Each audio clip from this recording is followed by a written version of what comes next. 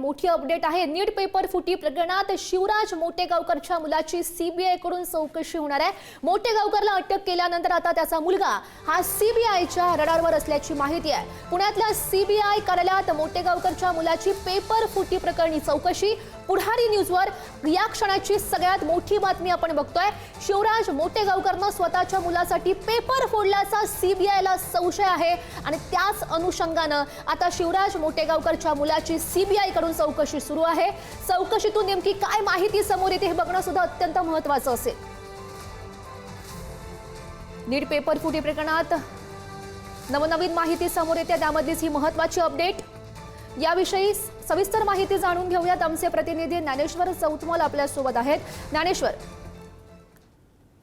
मोटेगावकरचा जो मुलगा आहे त्याला सीबीआयने ताब्यात घेतलेला आहे। यापूर्वी शिवराज मोटेगावकर जो आरसीसी क्लासेसचा संचालक आहे त्याला सीबीआयने ताब्यात घेतलेलं होतं, अटक केलेली होती आणि या सगळ्या प्रकरणात नीट पेपर फुटीच्या प्रकरणामध्ये आता शिवराज मोटेगावकरच्या मुलाची देखील सीबीआय कडून चौकशी सुरू असल्याची खात्रीलायक माहिती मिळते। पुण्यातल्या सीबीआय कार्यालयामध्ये मोटेगावकरच्या मुलाची आता पेपर फुटीच्या प्रकरणात चौकशी सुरू आहे।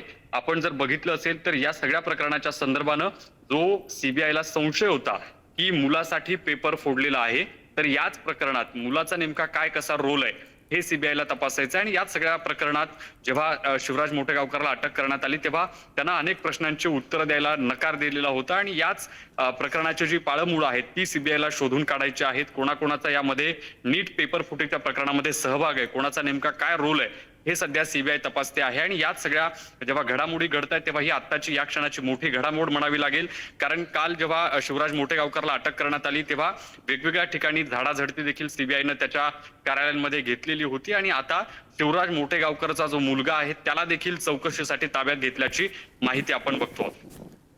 नक्कीच ज्ञानेश्वर, खरं तर चौकशीच्या दरम्यान नेमकी काय माहिती हाती लागते हे बघणं अत्यंत महत्त्वाचं असेल।